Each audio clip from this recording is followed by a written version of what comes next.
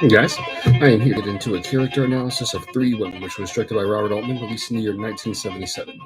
Stars Shelley Duvall, who is this character who's very delusional, very socially awkward as she unravels, kind of by way of the chemistry and spark she has with her this naive kind of person who ends up being a roommate named Sissy Spacek.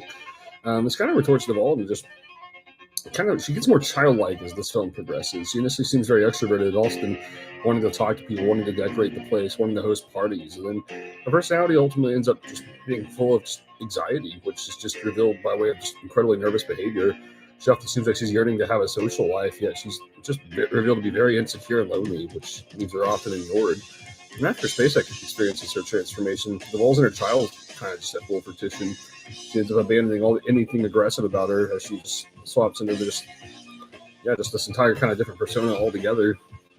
Well, Sissy Spacek, she just portrays a great deal of childlike naivete from the start, and she starts to adapt more to how Duvall's personality is. She initially seems very socially awkward as she seeks the role of identity, and she's kind of like, I don't know, she almost sounds like an alien-like character who kind of hides herself until she morphs into another person.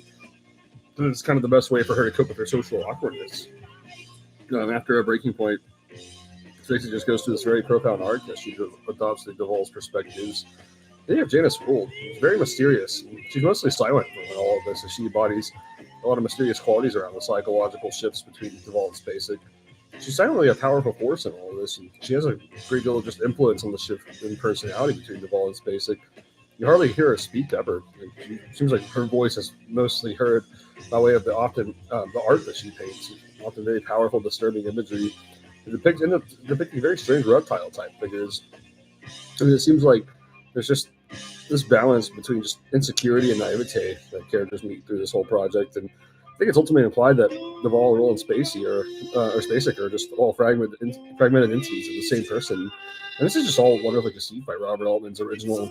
He has a very dreamlike logic, surrealistic sort of logic he follows through this whole project, which was quite mesmerizing and timeless.